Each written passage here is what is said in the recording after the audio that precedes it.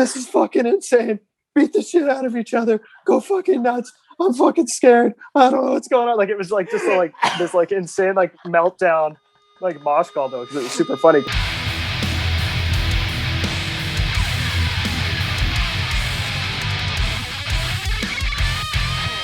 Have we got any Nickelback fans in Portugal? Are you sure?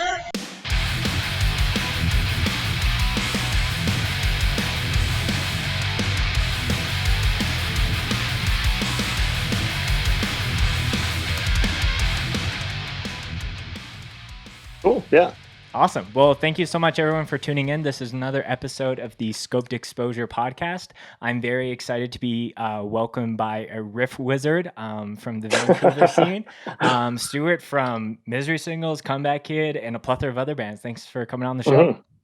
Yeah, thanks for having me. Yeah, Stu and I have been chatting about kicking around doing this idea for a minute. So I appreciate you taking some time out of your day.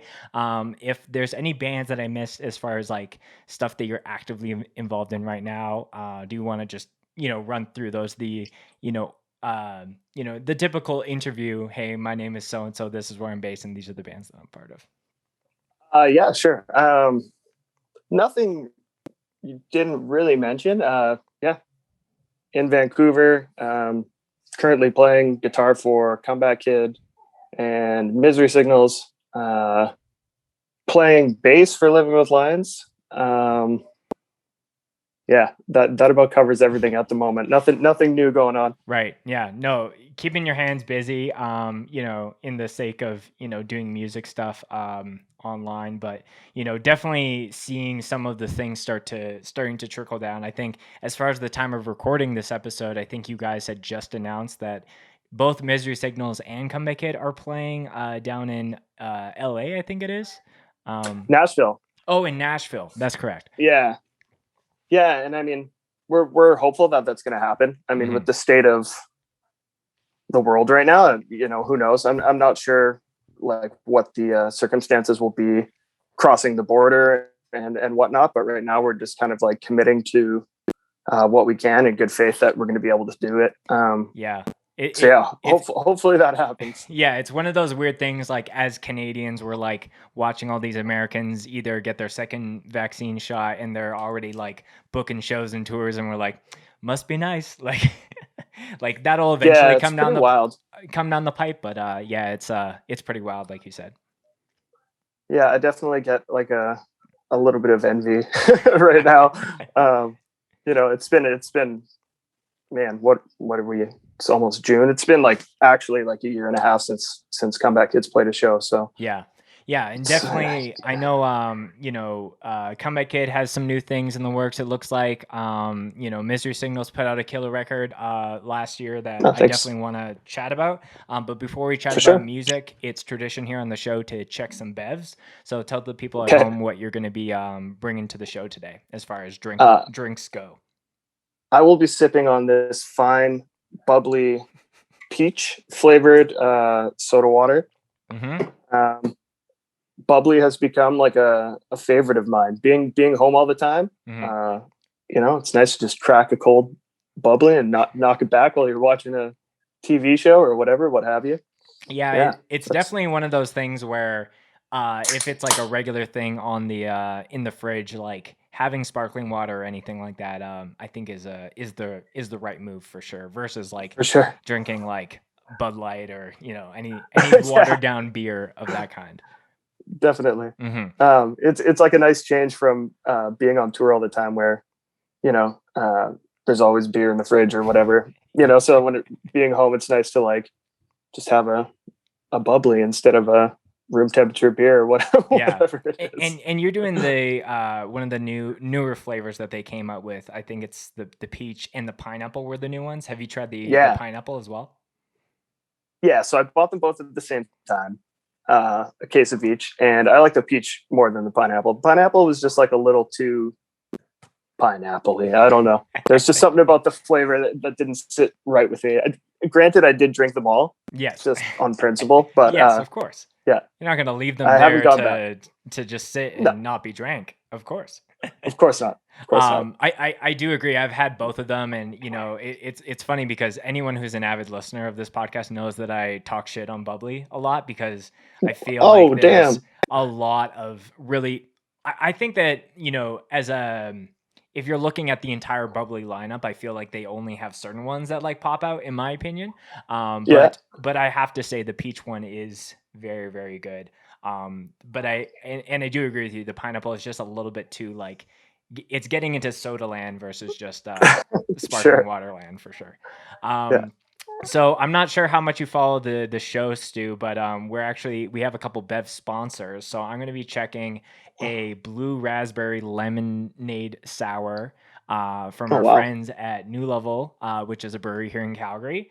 And this it's been in my fridge. I've been waiting for a special episode to check it just because it's sold out immediately as soon as they canned it. So I think as far as the time of doing this podcast, they had just announced on Instagram that they restocked it. So any person that I've given this to has said nothing but good things about it, but this will be my official first time drinking it here with you. Excellent. Wow. Cheers. Yeah. Cheers. Get it in you. Yeah. Stoked to be doing this. Making sure I don't drink over my expensive podcast microphone. Yeah, don't fry that thing. It's crazy because I should have grabbed a glass to pour this in, but it's like this like Shrek looking green color. Oh, really? Yeah, it literally looks like the demon that's on this can here. And that's like, yeah, I'm a big sour guy for beers, and that's tasty. That's like a perfect amount of like a lemonade, like soury likeness, but having that like blue raspberry, like, yeah, that's a 10 out of 10 in my opinion. That's great. What's the brewing company again? It's called New Level Brewing. So, unfortunately, I don't think, even though you're just next door as far as province wise, I don't think you can order any beers, but they actually do have some craft sodas. So they have like a pineapple one. And then they just did like a mocktail mule, like a ginger, like lime kind of thing. So I think you can, order those. So I'll give you the plug after we're done the episode. Cool. Sounds good. And next time I'm in Calgary, I'll try and check it out. Absolutely, yeah. We'll make sure we get one together. Cool. Since we're on the topic, do you have like any favorite Vancouver breweries that you want to quickly plug? Since we're in that conversation. Yeah, sure. I mean, Vancouver's crazy. There's a lot of like microbrews and stuff like that. That, I mean, if that's what they're called, there's a lot of like, small breweries in my neighborhood. Sure. I've got Brass Neck right around the corner, which is usually my go-to, just because they always have like a bunch of different styles going on. And but the one thing with their beer, it's lovely beer. It's awesome. I love drinking it, but a lot of it's really strong. And like I can almost guarantee every time I drink it, I'm going to be a little bit hungover. But so Brass Neck's right there. We got 33 Acres right there, which is great. Got Main Street right there, which is great. Yeah, there's lots going on around me. There's no shortage of me finding a tasty beer in my neighborhood. Yeah, well, like I feel like if any place has good local like coffee shops to check out or microbreweries, like that's a great tourist move, like, a band can tour there, but it's like, okay, what are the places that I can eat and drink at in between the show? So no, like Vancouver is a sick place to play music anyways, but I'm always like, now I'm working for a company that's based in Vancouver, and once it's a little bit more easier to travel, like I'll be kind of doing like with trips out there to work for a few days and then come back to Calgary. But I'll have to check out some of those the next time I'm in town. So Stuart, for any new guests that I have here on the show that's, never come on this podcast per se, I always like to get a little bit of context about how they got into like DIY music, punk music, hardcore, whatever you want to call it. So take us back to, little Stu, back in the day, hearing, heavy music for the first time, and tell me about some of those formative moments for you growing up. Sure. I mean, like the first memory of like heavy music I have is probably like Metallica or something, just hearing probably Enter Sandman. I heard something heavier before that. I know my uncle at some point was like, listening to like a Megadeth tape in his car once, and I remember that. But like I could like one of my first like memories of hearing heavy music, I would have been in elementary school, I guess. And we were jumping on my friend's trampoline, and his brother had Walk by Pantera playing on like a ghetto blaster. Oh, and I remember thinking like, whoa, this is crazy. What is this, you know? And yeah, so he had older brothers who were into like Metallica and Pantera and stuff. And we were just like kind of getting into skateboarding at that time and you know, looked up to them. So, you know, we were trying to get into cool music like that. And, you know, Slayer and Cannibal Corpse are all these bands that they liked. Of course. But I mean, and all that stuff is great. And like, it definitely interested me. But for me, like what like was total gateway was Green Day for sure. 100%. Yeah. Just like seeing music videos for Longview and Basket Case and stuff when I was a kid and thinking like, oh, this is cool. This is like metal, but it's like melodic or, you know, it's poppy or whatever, you know, a little more rock and roll. Oh, something just happened here. No, that's fine. You might have just tapped it by accident. What happened? Oh, sorry. I don't know. My like screen locked on me. No, but anyway, yeah, Green Day was definitely the first band that got me into, I guess, like alternative music, punk music. And then from there, it just all kind of just went from there. Yeah, like buying CDs and stuff. You know, you look at the liner notes and all the bands that are being thanked, and you know the shirts other bands are wearing and promo photos and stuff like that, and you see the names and then just kind of do the research.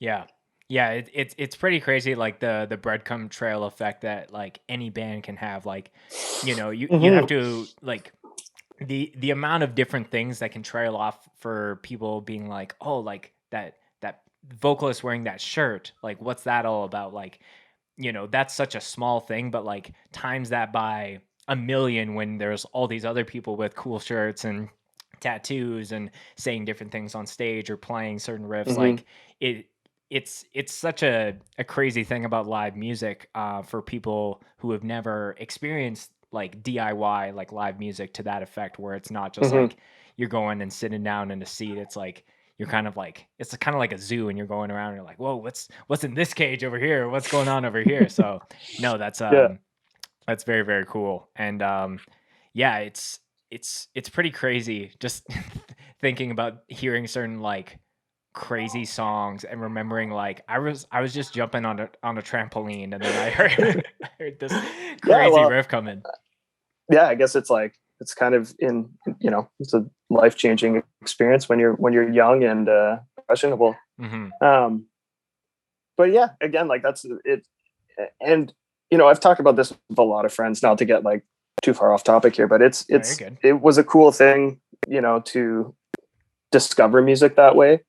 And I feel bad that people don't get to discover music that way anymore. Like I loved when I was a kid, you know, like finding a band and having to search for the record and getting that one copy at the record store and it being obscure and it being like yours, you know what I mean?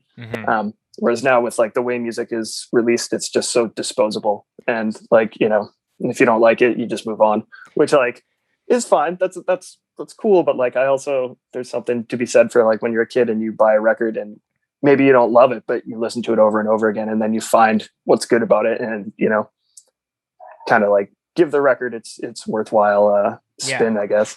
Yeah, like that's an interesting topic because I do think that like we've definitely lost maybe some what's the right word to use here? I think just, you know, like there wasn't this like surplus of stuff where it's like, oh, I can pick and choose. Like there's good and bad to that because I think there's been bands that have been able to almost like jumpstart their careers musically because of things like Spotify or, you know, the internet or like different viral moments that have like really projected certain bands.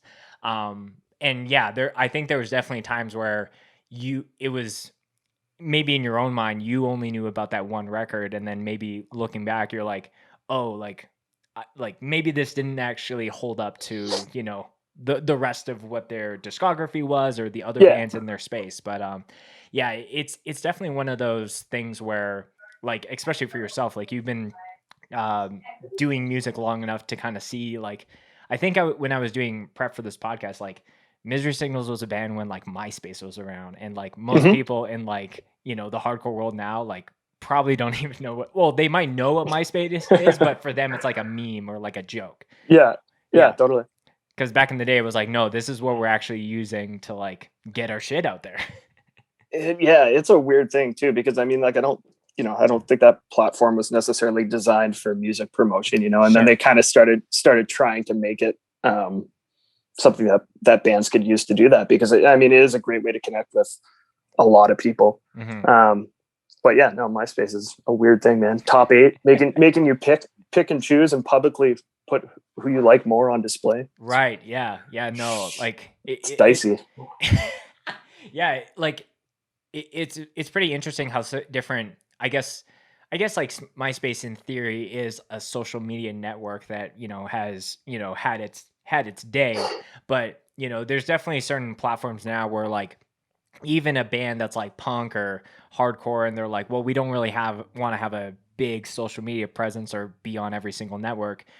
Like 9 times out of 10, those bands will like at least have an Instagram to at least claim their like domain, if anything. But like, again, like Instagram wasn't designed to be like a place where bands are, you know, communicating to their audiences. It was just like, here's this photo of my backyard with like a shitty filter on it. Yeah, exactly. Yeah, like it was funny because like going back into your Instagram, like sometimes I like to scroll all the way to the bottom of someone's account. Oh, and just, man. Like there was some stuff I was like, oh yeah, I remember using this filter for every single post that I did. Well, dude, I remember when I got Instagram, I was like, what are filters? This is wild. So it's like every photo I took, I was like, I like this filter, and I would use it. And it's like, it was kind of like a weird thing to be doing, I guess. But like, yeah. Because like, no, you go. I was just gonna say, because like now, like it's few and far between that I post really anything like personal on Instagram. Like people's birthdays and stuff, I love to find funny photos and post that sort of stuff up in stories. But it's like, as far as like my general posts, they're like 98% Comeback Kid or Misery Signals associated, you know, like but yeah, if you like, gone are the days are your friends who are just like looking goofy with something on their head, and you post that and it gets 2 likes and you're like, yeah, great job, everyone. yeah, exactly. But you know, you're right. If you do a deep dive like on my Instagram, you would find some pretty boring stuff. Yeah, it's more like like just going back to where we're saying, it's more just to reiterate the whole fact of the like the use coffee filter for Instagram, if you know what I mean. Yeah, just like take the nice photo and then just put that over top and make it all like, you know, like yellow and brown looking. It was funny though, like going through that, because I totally blanked that that I guess you ran like Honest Living, and then I had to like go and change my shirt because I have the Comeback Kid Honest Living collab shirt from like 2014. So I was like, I got to wear this with Stu. Yeah, that was kind of a weird thing, because like I didn't know what I wanted to do with it. I just wanted to do something with it. So, you know, I was like kind of blindly making merch for bands. Like that probably wasn't very good merch, because I was just like diving in and just doing whatever, trying to design stuff. And then I did like a blog for a while, where I was just kind of like telling tour stories. And then I was like, oh, maybe I'll interview like some friends of mine. So I did like a couple like interviews, and you know, it was never really focused. So it kind of just fell apart, and I never really did anything with it. Right. But I still like the name. So maybe I'll do something with it sometime. Yeah. And sometimes, like, you know, not every single passion project needs to be the biggest thing in the world, right? Like sometimes it's like, like, you know, I interviewed like 5 of my friends, and then that exists, you know, when I want to go and be nostalgic and relive it. And, you know, maybe 20 years comes down the line, it's like, all right, now we're doing the, you know, the comeback of everything, you know? But yeah, like, let's transition into some music chats. So, sure. So you know, you kind of told me about some of the first times that you heard heavy music. Tell me about the first couple times that you were actually like starting to play in bands, and tell me when, I guess, like Misery Signals, because you were doing that before Comeback Kid. But so tell me like kind of the first few bands, and then how that transitioned into joining Ms. Six. Sure. So I guess when I was in junior high school is when I started to play, or like wanted to start playing music. So yeah, just my dad got me an acoustic guitar and was like, yo, if you take lessons for 6 months, we'll like consider buying you an electric guitar or something. And as a kid, I'd done like pretty much every activity you can name. Like I fenced, like it was like ridiculous. Cause like my parents just wanted me to do something, and everything I did, I'd be like, this sucks. Right. So anyway, did the 6 months, and so many of my friends were playing guitar at the time that I was just like, okay, well, I want to play bass. So I played bass, or I started playing bass. That was like the first instrument I started playing. And then, tried to start some bands in junior high school. But, as I mentioned earlier, like a lot of my friends and their older siblings and stuff were into like Metallica and Cannibal Corpse and Pantera and Slayer. And kind of like of my friends, I was kind of the only guy that was into punk and was like kind of going deeper into that sort of Epitaph, Fat Records world. Sure. So, I'd try and start like bands with these guys, and they'd just be like a weird mix of like, you'd have like a drummer who likes Nirvana, and you'd have a guitar player who likes Cannibal Corpse, and you have me who's like likes Rancid or something, So right. It's like all these bands were terrible. So we did that for a little while. And then in high school, I started playing guitar with this band called Pressure Point. And they were like a kind of like a skate punk band, like 10-foot pole, like 10-foot pole Millencolin kind of stuff like that. Sure. So I played guitar for that band for, a couple of years. And then like members kind of started to drop out, and it kind of became my band in a way, I guess. Like I was kind of like the longest running guy, I guess, me and Chris, the other guitar player. But and then that band just kind of morphed into like, stuff we were listening to at the time, like Grade, and a lot of that like EVR stuff. So that was kind of like the style of that band at the end. And then, so I also played guitar in Compromise for a little while. And Compromise was kind of like one of maybe like the first kind of like metalcore band in the Edmonton area. There were hardcore bands and there were metal bands, but nobody was really doing, like metalcore. And I played guitar with them for about 6 months, and then just like wasn't really working out. So I stopped playing with them. And then it's kind of like a really long, in-depth story to go into all the Compromise history stuff, which like we can totally talk about. And we can circle back to it. But basically, after Compromise had their van accident, the singer Jesse went on to join Seven Angels, Seven Plagues. And then that band kind of dissolved, and they started Misery Signals pretty much like the next day. And, within like 2 months had like recorded an EP, and they started touring. And once they started touring, their guitar player, Jeff, who played in Hamartia and With Honor, he was kind of like, yo, I want to go back to Connecticut and do the With Honor thing. So he left Misery Signals, and then that kind of gave me the opportunity to like step in and take a shot at it. Because Jesse had come home for the holidays, and he said, Jeffrey quit the band. And I just kind of like threw it out there like, hey, why don't you let me try out or whatever? And he was like, oh, would you actually do it? And I was like, oh yeah, for sure. Like not even really thinking about it. And then, that's how it happened. Yeah. So that's how I ended up playing for Misery Signals. Yeah. Yeah. It's pretty funny because I was having flashbacks to when I had Brendan from Counterparts on the band on the podcast. And we were talking about, just how that band started as this like, Canadian like thing in Hamilton, and now they have members from the States, and he brought up Misery Signals as this band that started in the States, but now there's all these members from Canada in that. So yeah, like and I also like hearing just like, I wasn't really thinking about like all the details of like what it actually means to join a band. You're just like, oh, like I genuinely would like to give that a shot. And here we are like years later, doing a podcast about it. That was a very like overview kind of aspect of some of those things.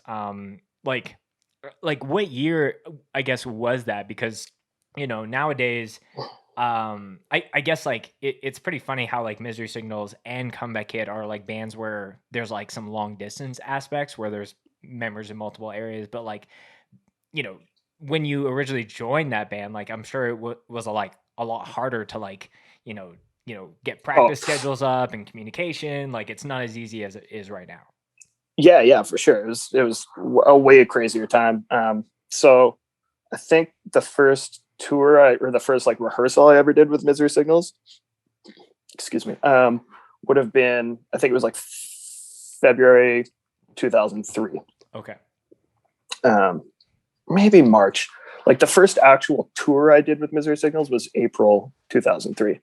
So yeah, and it was a crazy process, man. Like basically Ryan, like this is like so pre like the convenience of the internet. It's crazy. Like Ryan like recorded, so there's a song on the first Misery Signals full length called Murder. And Ryan, that was like the first new song they were working on when I joined the band. And so Ryan literally mailed me a cassette of an 8-track recording of Murder. Wow. It was like, like, oh, you have to learn this song too, right, on top of the EP. And I was like, okay. So yeah, like I still have the cassette. Whoa, it's just crazy. Really funny to think like, like that doesn't even seem like that long ago, but it's like the convenience of the internet is crazy.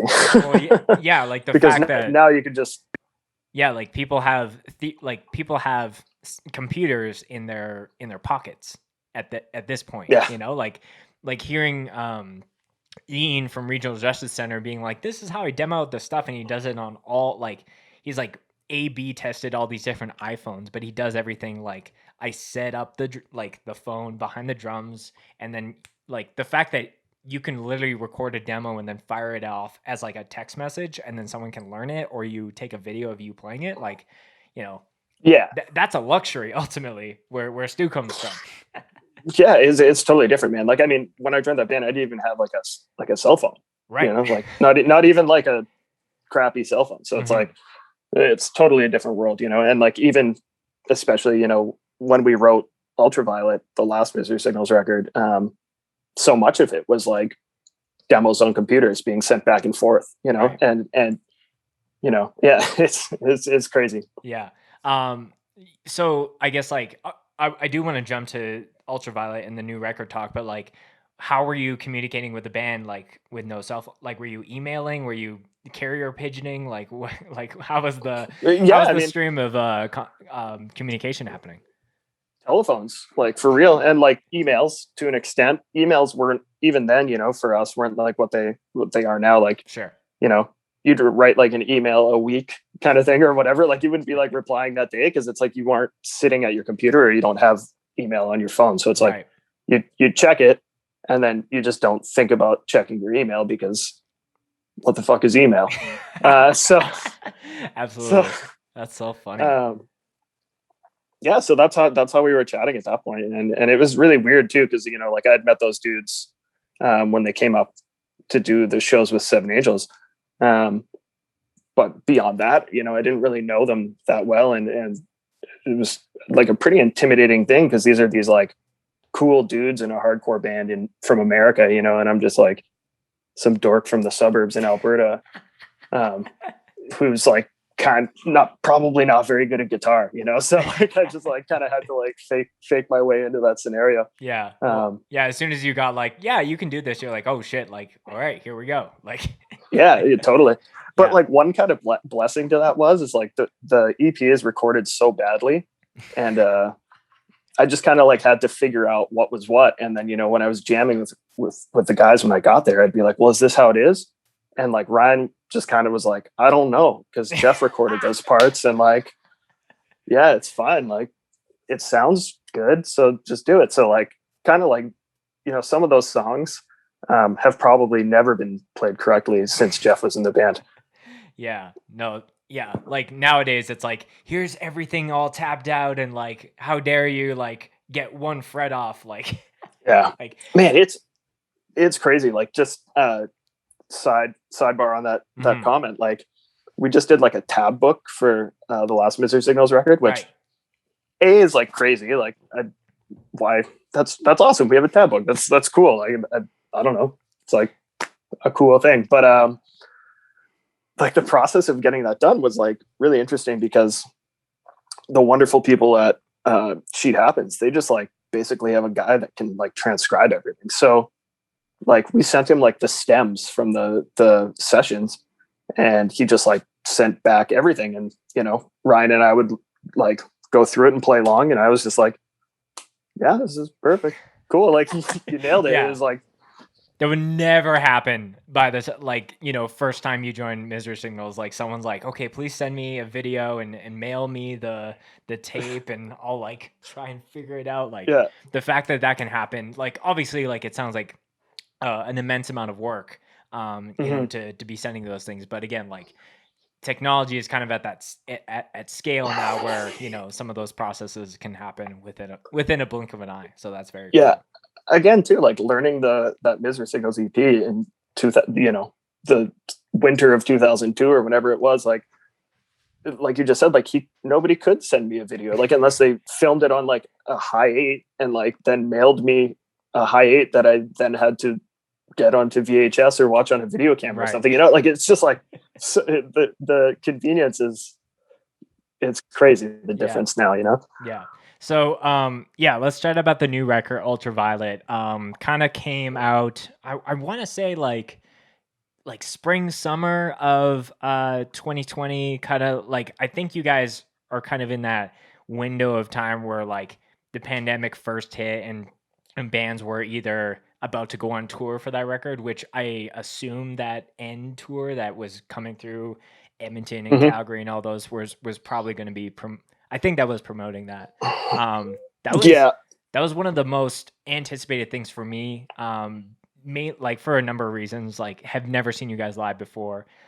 Be big fan of N. So the fact that I get to see, I would have gotten to see, kind of like Brendan's side project, ultimately. Super side project with so many great musicians. But also like Chamber, and I think Trench was also playing that. So all that being said, that kind of fell through. So you guys kind of had to drop it kind of regardless. So tell me, like, the time frame of when you guys recorded that. Obviously there was like a ton of excitement and hype around, bringing Jesse back into the mix and having that like OG lineup kind of situation. But yeah, tell me about the recording process and how you guys really wanted to, like, I think I saw Jesse saying on a interview that that he really felt that Ultraviolet was like the best Misery Signal songs to date. So yeah, talk to me about some of those things. Yeah, and I mean, I agree with that statement as well.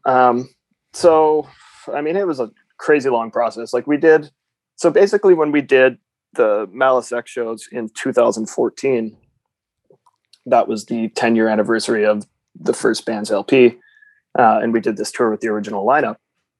And that tour was like really cool and fun, and we had a really great time, and like, more importantly than like the shows being really good and everything, it was just like a really great reconnection for the members of the band. And it was kind of this in ways like a cathartic experience. We kind of like flushed out all the bad and created some new good memories with the band. And when we walked away from it, Ryan and I had sort of said to Ryan, like, if you ever want to like write some Mizzig stuff together again, like, I'd be happy to write stuff with the band. Like, I don't need to tour the band or be in the band, but like, I'd love to do that. And he was like, yeah, like, we'll figure it out. And then that conversation turned into them being like, well, what if we do a record with you and Jesse? And we're like, okay, yeah, cool, I'm game. So that's kind of how that came about. And so that was 2014. And then for the following 5 years, we just would like jam like once or twice a year and hash out ideas. Right. And yeah, it was a really long, slow process. But like, that wasn't a bad thing, you know, like it would have, like, if we had just like rushed into this thing and like just wrote a bunch of shit really quickly, you know, I don't know that we would have been as invested or like as happy with how it came out. This bubbly is making me burp. It's bubbly in your chest. Bubbling me up, man. Yeah. But so yeah, we started, like I said, we again like demos just over the internet, which was crazy that we were able to do that. And you know, two of the guys are in Portland now, and Ryan's in Boise. So we were at least able to like get together in Portland and rehearse and write there. So we'd do sessions there. And yeah, so eventually we got it all together and we started recording that record. I think it was like December 2018 or January 2019 that we started tracking it. Got you. And we did the drums in Seattle with oh man, his name is escaping me right now. I'm a fool. Aaron. No. Shit, I should know this. No, that's fine. Do you want to fact check it real quick? If you're... Yeah, I don't know why I can't remember his name, dude. He did all the like minus the bear stuff, and I should know this. This is really embarrassing. No, that's fine. Oh man. Why can't I remember this dude's name? Oh man, this is really embarrassing. No, it's fine. I guess it was that long ago, man. Yeah. Well, while if you're looking it up, I will say like it is cool. Matt Bayless. Okay, got you. Sorry, it was Matt Bayless. And I was thinking like Aaron something because of ISIS, like the band ISIS. Oh, okay. I think he recorded some of their records and he did like Norma Jean and Pearl Jam and all this stuff. Anyway, because I was going to say the cool thing about doing the drums with Matt Bayless was that we went to Seattle to do them, and we got to record at the studio that now I'm probably going to say the wrong name, but I think it was called Lilo, but it's where like Deftones recorded Around the Fur, and it's owned by Stone Gossard of Pearl Jam. So it's this like studio that's got all this like amazing character and like you know, like Soundgarden's recorded there, Pearl Jam's recorded there, and the room just like the room has stories. Like you walk in and there's just fucking like cigarette burns all over the ground, just like weird shit, you know, like hanging from the ceiling, like and it's just like a cool what kind of weird shit is hanging, like weird chandeliers, or like someone threw something up there and it never came down? Yeah, like weird chandeliers. Like I feel like there was like a giant like fish, like a marlin, like a not a real marlin, but maybe like a nice paper mache marlin or something. I don't know. But like, yeah, you know, it's like probably like tobacco stained and just gross. And the studio is really cool though. Like you know, like cool shit has gone down in there. And there's like, you know, there was like a picture of Dave Grohl that was like ripped out of a magazine and somebody had written something on it. And, you know, it's like probably somebody that's friends with those guys and they're just like poking fun, you know, like it's like, yeah. Like the toilet has like Soundgarden gold records hanging in it. You're like, this is cool. Like, it's just like a cool space, you know, like cool things have happened there. Packed full anyway, so it set the tone. Yeah. It set the tone for the record, which was like really exciting and really fun. And I'm really gonna get made fun of for forgetting Matt Bayless's name, but anyway. No, but like to go back to what you're saying, just like the time frame of like maybe the very first riff that like was written for that record and when it came out, like that's really cool to hear for me when someone's like there's something that I really, really like musically, and it was like, yeah, it literally took years to like do that. And it's not like, you know, you would jam once a year and then you're going home and just like sitting around like waiting around, like like as far as the time frame, like, Comeback Kid was like pretty, busy and touring a ton Mm-hmm. in that time frame. So like, it was at least, making time, once a year to be able to like, okay, let's continue to move the needle forward. And then eventually when you guys were, done, then it was time to record it. So I think that's really cool. Like clearly Ultraviolet is like a very like I think it might be one of your guys' best records. Like, and it's one of those things like if it took 5 years to make and it sucked, then it'd be like, well, what were you guys doing for 5 years, But it really shows that you guys like really took the time that was needed to like really make something really impactful and meaningful. Yeah, and that's kind of a fear when you take that long on something too, because you start to overthink it and you start to like, pick apart every little imperfection, and sometimes those imperfections are what make the songs unique or cool, Sure. So it was kind of hard not to like overanalyze or like scrub out any of the sort of interesting things, Yes. Yeah. maybe aspects of the songs. Because I mean, a lot of the songs on that record are structured in a way that like, Misery Signals probably hasn't done a lot. There's a lot of sort of verse chorus arrangements, and I guess for us it was just kind of like trying to find an interesting way to do that. But it's funny too. Like the first song on the record, The Tempest, was a song that when I wrote it, there was like probably 3 or 4 different versions of it. And then like pretty much the way it is now with like a couple minor changes. But I was sitting on Ryan's couch in Boise really late at night, and kids are asleep and whatnot. And I was just telling myself like, oh, I gotta make this song good. And then it just like clicked, and I like, recorded a voice note on my iPhone, like playing it. And then it was like a hard sell, man. Like the band was like, yeah, I don't know. It's okay. And I was like, no, this is the song I've been trying to write for this band for like the entire time I've been in the band. Like this is probably like my proudest moment of ever writing something for Misery Signals. And like, I don't know why. I just think it's like a cool song. I like the song. Yeah.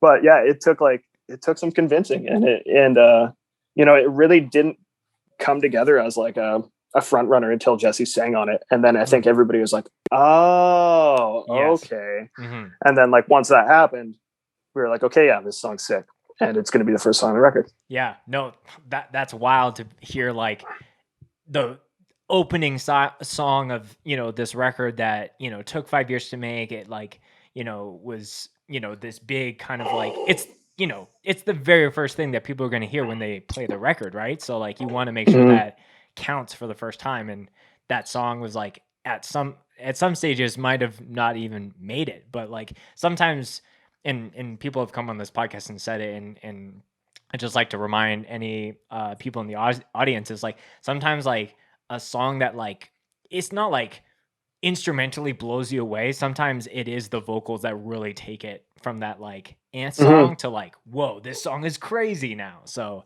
no, I like hearing it all together. And yeah, that's a really cool little Ms. Sig's fun fact. For me too, like, again, like, because we spent so much time like putting the record together and like, analyzing like how it's going to be received and what people are going to think. Like, I think it was really important to all of us to have Jesse's voice be, one of the first things that people hear. Within the first 10 seconds of that record starting, you want to hear Jesse's voice and recognize that he's back in the band, and that's what we did. Yeah, we fucking did it, buddy.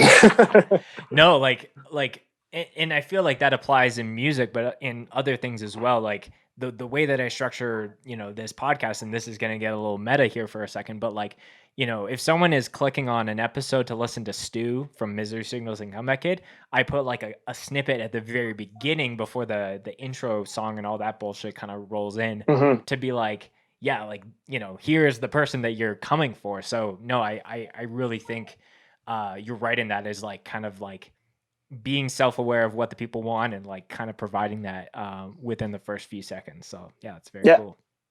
Yeah. So as far as so you guys put out the record, obviously like it was like a huge hit. People were, in my inner circles were like freaking out, but like Misery Signals is one of those bands where you guys have been around for so long that it's almost like I was thinking about like there are metal bands that are kind of like dumb, like music wise, like it's very stripped down and ignorant and not like as mathematical and like thought out as like some stuff that like Misery Signals is. And I think that was like a standard that you guys set, that bands like Start Reads the Line or Textbook Tragedy or Fallen Archaea, like way back in the day, would kind of take inspiration from. But you don't really see that a lot. It's definitely not the most popular style of music. So was that a little bit of like a, we're still, writing like really, smart metal music, if you want to call it that, but we, with like certain breakdowns and stuff, like how did you find the music to be, different? Because I'm sure there's a little bit of nostalgia, like writing with Jesse kind of from the first couple records into that, but you still wanted to like, this is still, we still have a progression on the music side of that. I mean, I think there's a lot of like things that over the years have sort of contributed to the way Misery Signal sounds. And I think one main thing with that is like, all of us like heavy music, like we like Deftones and Gojira and Hatebreed. And, we like heavy metal bands, we like hardcore bands, but like, I just don't know that we've ever like written music like a metal band or like a hardcore band. And I'm not saying that like we're like elevated or we're like above these bands. I'm just saying like we've just always tried to write like cool melodic structures and like just find parts like, and like, like I'm not musically trained by any means. So like for me, it's like if it fucking sounds good, it sounds good. So, I'm just bashing notes and putting my fingers wherever they go on the fucking neck of the guitar, Right. But shit, I put my fingers in places and it makes noise. Exactly. And so I think that's like kind of like maybe a kind of like a happy accident with Misery Signals is that like I don't know that we were ever like had like a sound that we needed to like achieve, like we'd write a part and then we can go to like a heavy part and then we can go to like a light part or whatever, Yeah. The drill. So yeah, I can see, and I definitely do see like how bands that followed us kind of took cues from that for sure. Yeah. I think any band, whether in you're in a hardcore space or a heavy space, metalcore, doesn't really matter. Like I think,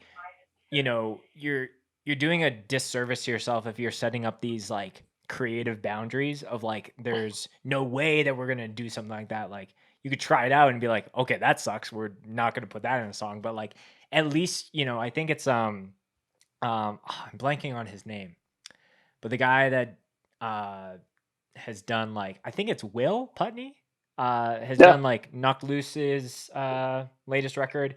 But I think he said in like a video once where he was talking about like my rule when I'm like producing a band is like always try something once. Like, no ideas, like there's no way we're gonna do that, like Spencer or Stuart, like shut the fuck up. Like being able to be like, well, what if we, we've never done a blast beat, but like let's try it, and then kind of see how those things work. Or like we've never sang on a song, but like let's try it. Like, and at least just seeing how that could evolve your music versus being so like they're like this is the way it's been and we're not going to stray from that path. And I feel like there's a lot of bands that do that and they have careers that maybe don't propel as far with bands that take risks and receive high rewards for that, I think.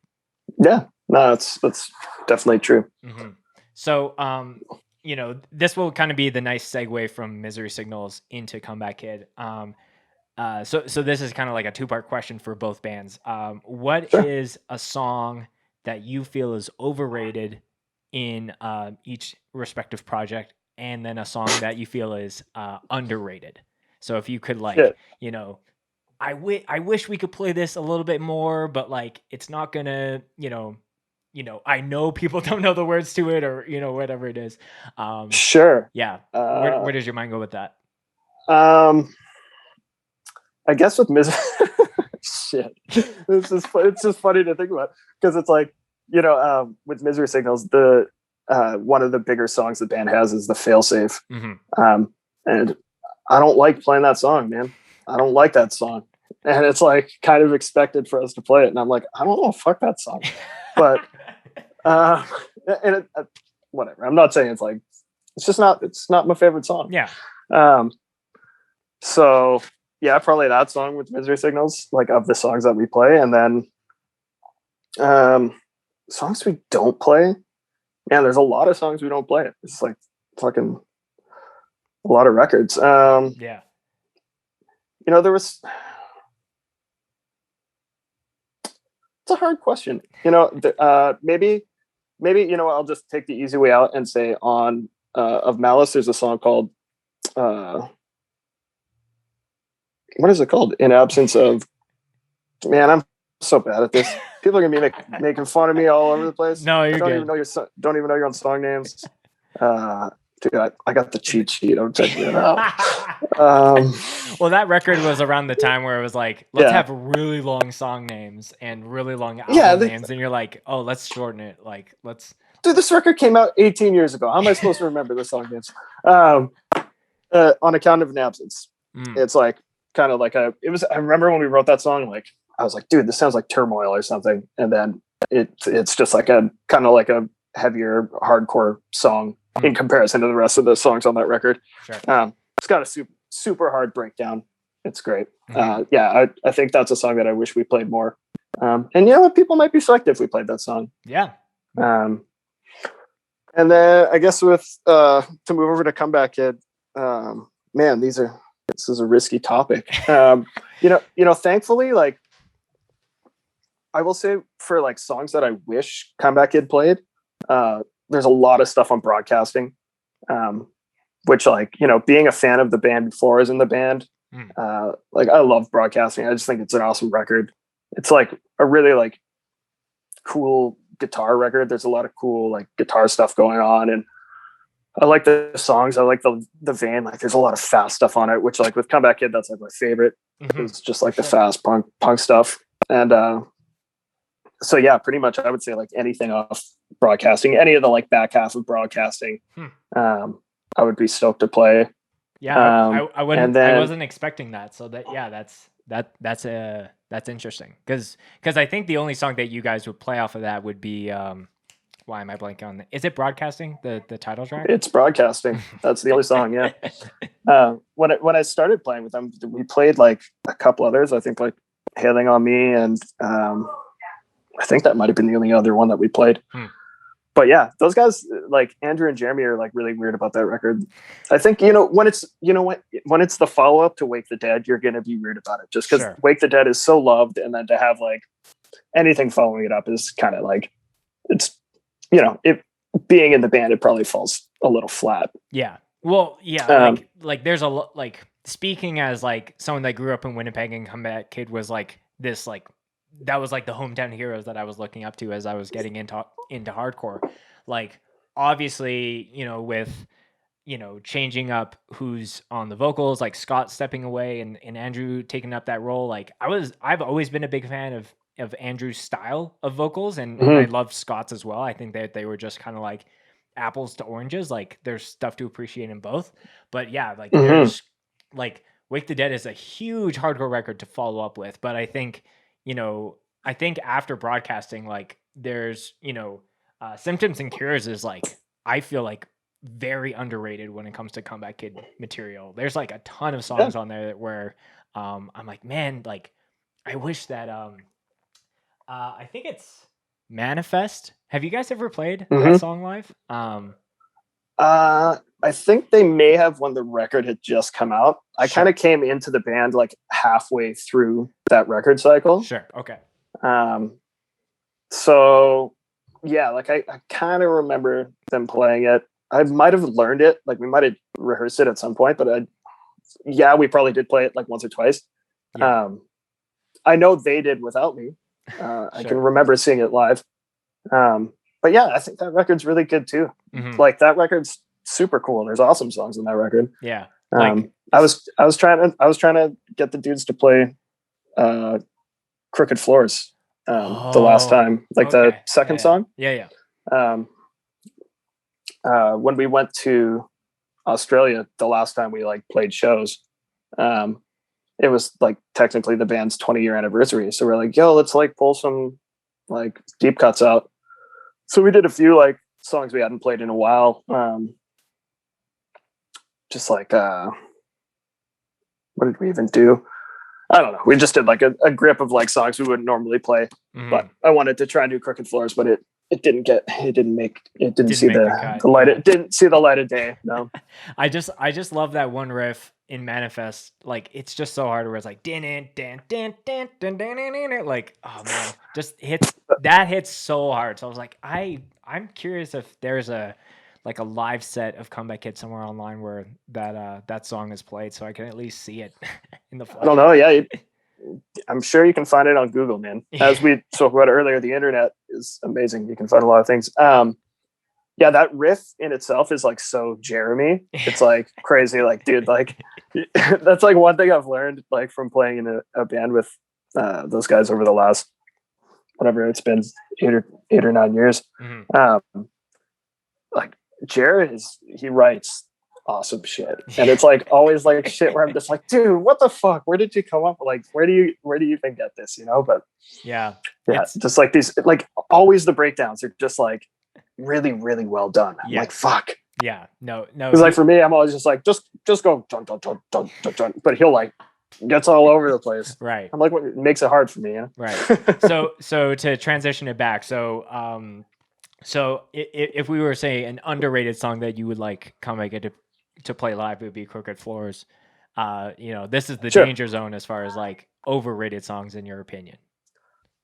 Yeah, because I mean that it's like subjective, right? It comes down to like what I want to play or like what I want to play or like for people to hear, I guess. I don't know. That's like asking me to tell you which one of my children I don't like. Which one of your kids is overrated? We're like, well, definitely Jimmy over here. Yeah. Thankfully, I don't have any kids, so I won't have to deal with that. But fuck, man, I don't know. There's a couple songs that I could like go without playing live. Yeah, these aren't songs that you wouldn't necessarily like. You don't think that they're like and the reason that I asked this question for both bands is like both bands have been going for so long, and these songs are like you were saying, like 15, 20 years old. Like, playing that like, really basic chorus like might get tiring when you're doing it 300 days out of the year. Yeah. Okay. So yeah, crowd pleaser for Comeback Kid is Partners in Crime. Sure. But it's kind of a boring song to play. So I'll say that. Like people like that song live, but it's pretty boring to play live. So yeah, for me, like, yeah, thinking about that, like there's not a lot like guitar wise that's like heavy duty. It's kind of like just hanging out on the open. Right. Just hanging out on the open. Yeah, that's true. Which is fine. Sometimes that's great. Sometimes you're riding it. It's fun. Yeah. Sometimes it's nice to have that one song in the set where you can like, I don't have to like, this isn't a super jumpy song. It's not like a super crazy riff song. It's like, okay, I can catch my breath for a second. Oh man. Yeah.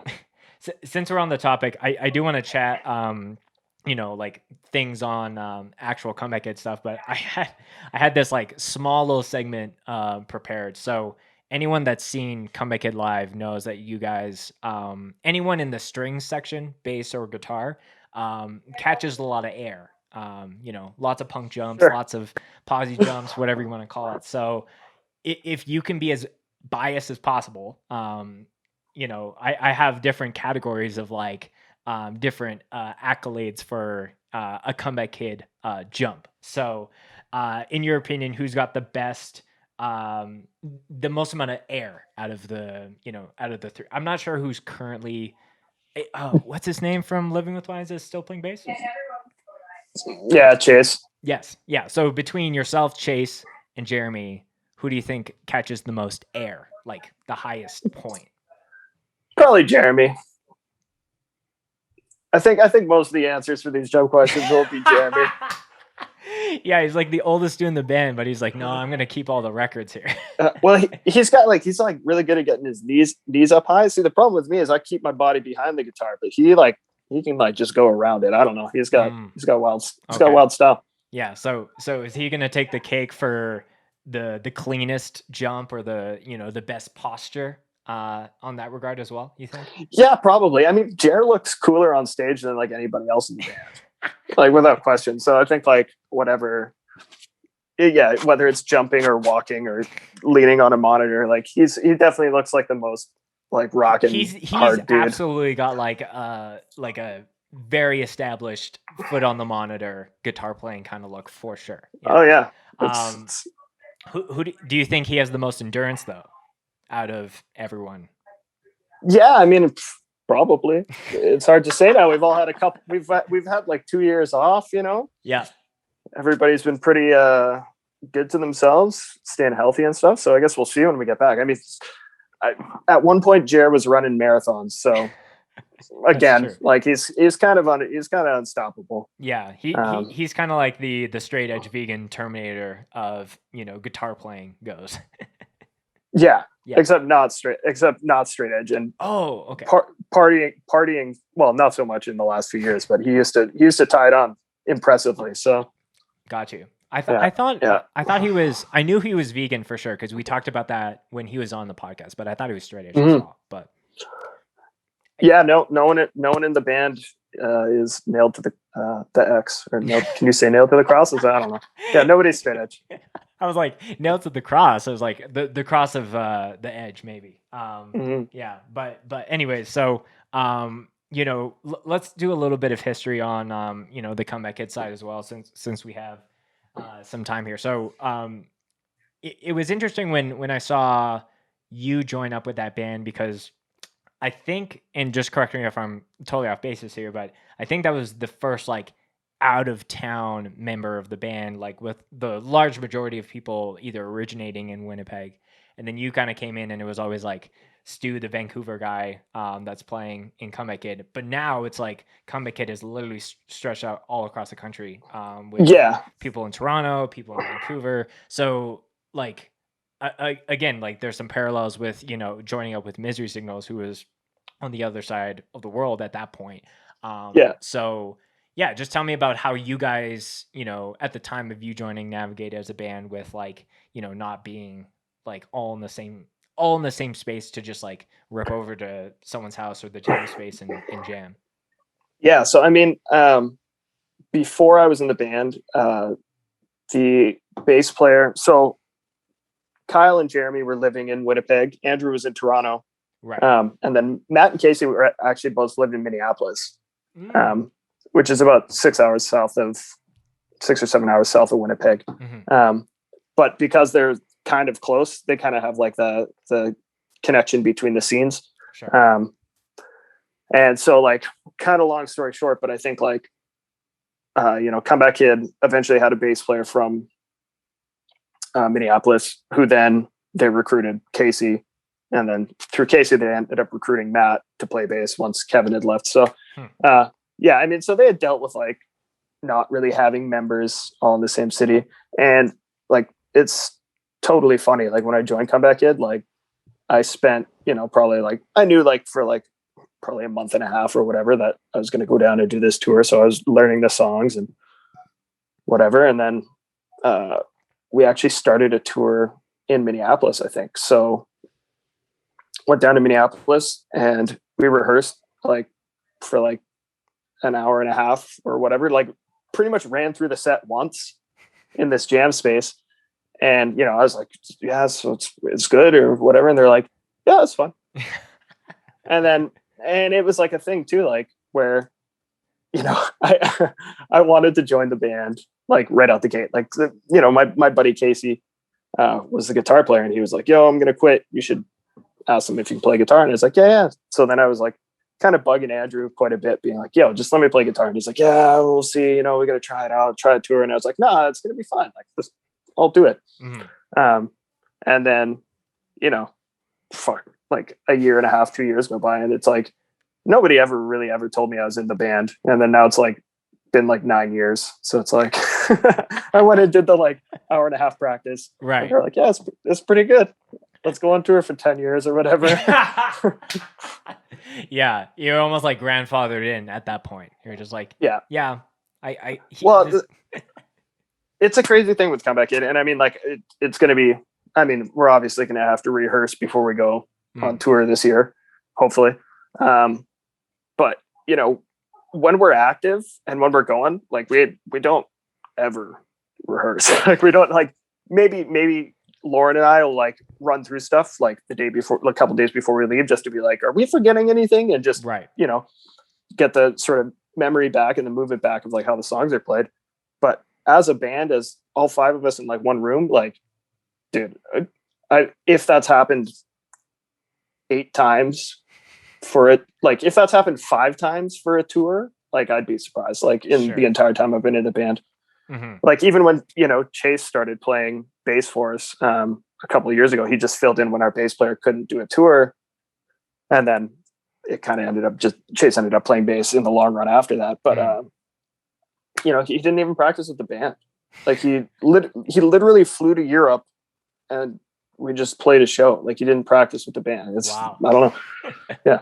Yeah. And I remember when Jeremy, you know, we were chatting about this as well, and he was like, yeah, like it's not like everyone's just like showing up and just like slamming a Red Bull and we're off to the races. Like people are still like practicing like the, you know, the months and weeks leading up to something.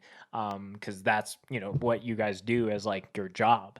Sure. It's pretty crazy that it can just be like, you know, if everyone's coming into the rehearsal space, you know, across the world, and everyone's like, for the most part, pretty practiced up and you run through it and you feel good about it. Like, what else do you need to do after that point? Like, you're going to do it again? Like, yeah. No. And I mean, I love that we can function like that. And like, that wasn't like supposed to be like a soft flex or anything. I think a lot of bands, function that way. I just think it's like, it's cool. It's punk rock to be able to just like, fuck it, we're going in. We're just going, go and play, you know? No. Yeah. Like I'm guessing that Misery Signals doesn't operate on that same way. And maybe that's just because there's a lot more methodical, like guitar work and just like different aspects of like how things are going to land, and Comeback Kid just like, it's not that in any regard. Yeah. And I mean, also like with Misery Signals, like poor Jesse, like he, you know, we go on tour and go play some shows, and he's like really like blowing his voice out really hard. Like he sings really, really hard. So it's like, he doesn't get to rehearse at all, you know? Like, I think like, you know, before tours, like he's maybe gone to like a friend's rehearsal space and just tried to sing a few days before, but it's like, he doesn't get a lot of time to rehearse with the band. So it's like with Misery Signals, it's not more important, but I think it's more integral to the band to have these pre-tour rehearsals. Right. Yeah. No. So another thing I saw kind of recently is that you guys have recorded, I guess, your 7th LP that will be coming down the pipe at some point in the next little while here. I think what was really cool is that, you know, the Turn It Around was kind of like this huge record that, you know, got put onto a lot of people in their, you know, the first times that they were hearing hardcore. But, you know, being someone that grew up in Winnipeg and learning a little bit of the behind the scenes of like, you know, it was one of the very first times that like John Paul Peters was like recording any band, and, you know, kind of, you know, took a shot on you guys, and that became like a huge thing.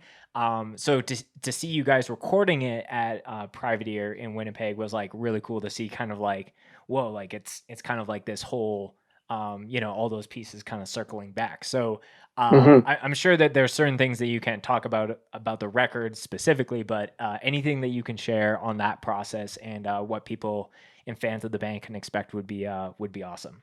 But I know there's always like, can't say this, but we can maybe say this. There's not like a lot of like, there's not a lot of secrets or anything, you know? So, I mean, like we're, you know, pretty open about what's going on. So yeah, we went to Winnipeg and recorded, in February and March, with John Paul. And it was fun. I mean, I'd never really had any experience with JP. but like that studio is awesome. It's a great space, and JP is a really great guy. He was a lot of fun to work with. And I know there was like a level of, familiarity. Yep. It's always a hard one to throw out. Right. For those guys to be working with JP again, and a lot of laughs, a lot of remember whens, a lot of funny stories, So like the mood was comfortable and everybody was getting along. It was a lot of fun. So yeah, we ended up tracking like a lot of songs. We did 18 songs. Wow. Which was like, which is a lot, but we figured like we've got them. We might as well like track as much as we can, get as much done as we can. And like the hope was, at least maybe we'll get like an EP or like a couple 7 inches out of it on top of the LP. Yeah. So yeah, we tracked 18 songs. We're currently just like going back and forth on mixes right now. We just have like one song that's kind of being like kind of the guinea pig. So it just keeps getting remixed and stuff. Sure. Which is a song I like. So I hope we find something soon so that I don't have to keep listening to it and like bury it for me,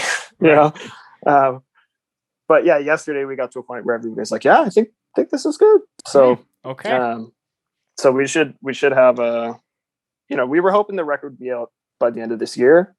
But again, like, who knows, man, like it's so hard to like make any plans right now because what's happening? What's there's happening? no way. What's happening? I feel like that's the best way to sum up the current state of the pandemic. It's like people are still getting vaccinated, but like it feels like things aren't turning over as quickly as they should be. Like, dude, tell me about it. Like, I honestly like, and I don't want to. I didn't know if we were like we're on limited time here, so I don't want to like drag things out and sidetrack you too much. But it's I'm good for time right now, so yeah. So like when the pandemic dropped, man, I was like, they'll sort it out. It's no big deal. And then it was a big deal, man. It was a really big deal, and it took it's taken like the better part of 2 years. It's fucking crazy. Like I can't believe we haven't played a show in a year and a half. I think June 1st is like almost like, so January 16th or January 7th, 2020, I think was the last show we played. Wow. It's like, man, it's been June will be a year and a half. It's crazy. It's messed up. Yeah. I don't like it. I don't like it. I don't know. I think my feelings about everything have gone any direction that you can imagine. And I think it was only seeing, like, I didn't really want to watch any post-apocalyptic or any movies like that where just like end times and stuff like that. Because especially in those first few months, it kind of just felt like, what's happening? Like, like you were saying, like, is the world going to implode tomorrow? Is like something going to happen? So, I tried to stray away from some of those, but I recently watched Day After Tomorrow, like a month or so ago, and there was like, which is the Day After Tomorrow? The Day After Tomorrow is the one where the world goes into an ice age. It's Jake Gyllenhaal. I think so. Yeah. Yeah. My wife made me watch it like 3 weeks ago too. So I'm on the level with you. Okay. We might have been watching it on the same night, but like the scene where like everyone's congregated in the library and they're like, okay, like they're survivors. Like we can go out, and like someone's like, no, like it's going to freeze over and you're going to freeze to death. And like majority of the people leave. Like that's like, as much as that it's like a movie, like there are still things that you can apply in like the regular world. Like, I think for a while I was like, well, if there's any hope, like, if there's ever another pandemic in our lifetime, like, I hope that we can learn the things from that. But like, I can't even I don't even know if I can confidently say that because you never know. Like, people are just going to like take matters into their own hands, whether that's going to affect other people positively or negatively at this point. So dude, I have anything is possible at this point, man. I'm seriously just hoping for aliens, and then I'm like, sick. I guess that's it. I don't know. Yeah, it's like, well, are the aliens Misery Signal fans or Comeback Kid fans? Like, can we play a show before you probe me or anything like that? Yeah, Yeah, that'll be the great debate when they get down here. Right. Which band to spare? They're like, is that Misery Signals or like which guitar and which tuning do I grab? Yeah, I'm fine either way. So yeah, that's true. Cool. That's true. It's like all those years of playing double duty sets for Comeback Kid and Misery Signals on the same bill has paid off to have your life spared by the aliens. Yeah. So to quickly transition back, so you guys recorded a bunch of songs, gonna be an LP and maybe some other things that come down the pipe. I wanted to quickly plug because I'm a big fan of this amp company, but you guys got to play around with some Rev amps while you were recording. Mm-hmm. Yeah, I'm not sure what the model name is, but we did use it on the record. Mm-hmm. And it sounds great. And I think it was even used for some of the reamping that we did. So yeah, it's pretty prominent on the record. Mm-hmm. And yeah, the company seems great, man. They hooked us up with some pedals and stuff that are really great. And, it's just cool that there's like a company from Winnipeg that's doing it. Yeah. Making like cool gear. It's great. Yeah. I've been trying to get Dan and Derek on the podcast because I kind of like knew about Rev before they kind of exploded and become this huge brand and gear conglomerate. But like mm-hmm. Derek runs like a screen printing company, and I was like getting my band's like t-shirts made by him. I would drive out to Ildeshane and pick them up, and then he was like, oh yeah, I'm working with this guy I found on Kijiji to make amps. And I was like, oh, okay. And then there's like, now they have like the biggest people in metal like playing their amps now. And so when I saw that, I was like, oh man, that's like very, very cool.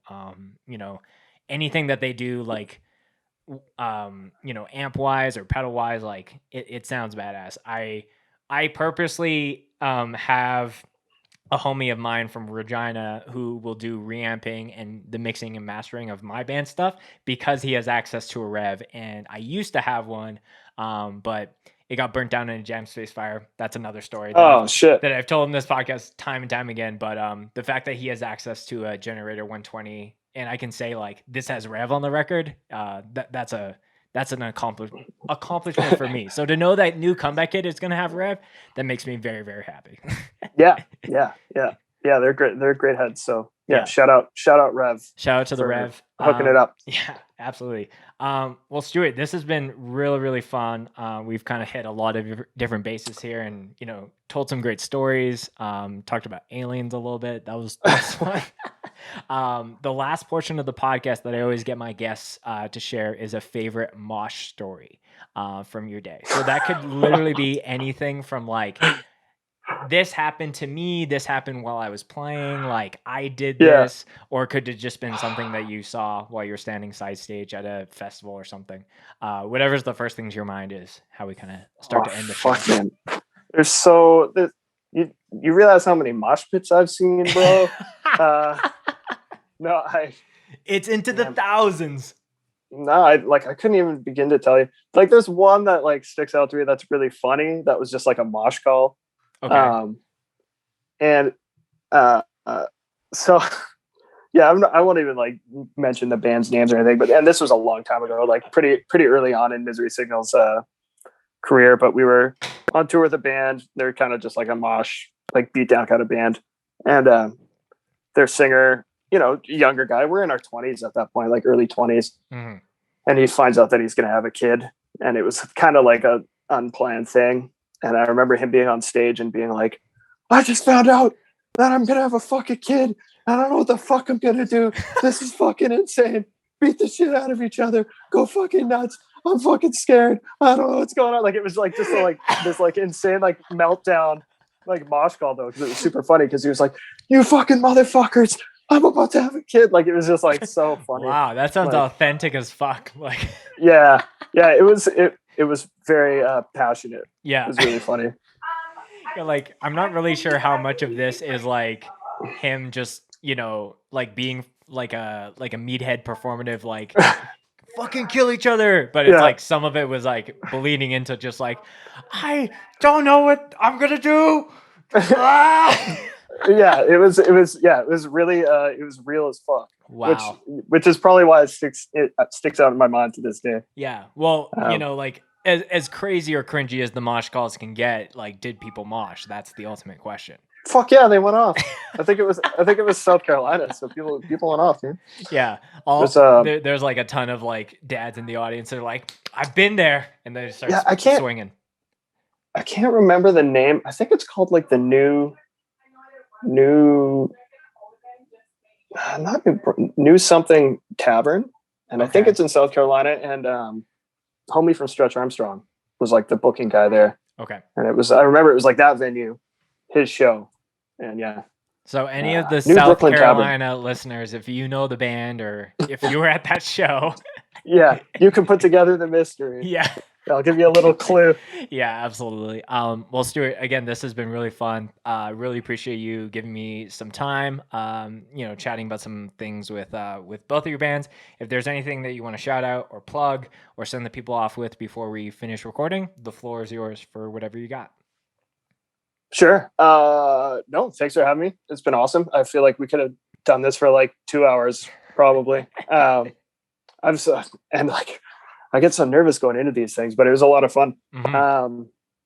But yeah, I don't know. Hopefully, like we had a lot of stuff planned for 2020 with Misery Signals and Comeback Kid.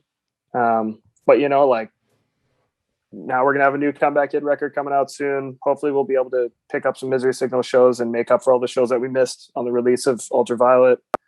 Living with Lions has got new stuff coming down the pipe. So it's going to, things are on the up and up. There's going to be new music. We're going to be busy, and hopefully everybody's can get back to, being healthy and living their lives, and we can get back to rocking, man. Yeah.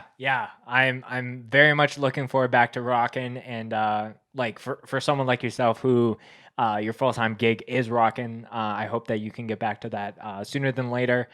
Very excited for all the new Comeback Kid stuff, and I'm personally excited to see a lot of the stuff, the stuff that you guys put into Ultraviolet, and being able to reap some of those efforts in a live setting, I think will be badass. So yeah. Again, thanks for coming on, Stu. Awesome. Yeah, thanks again for having me, and have a good rest of your evening. Absolutely. Enjoy that beer.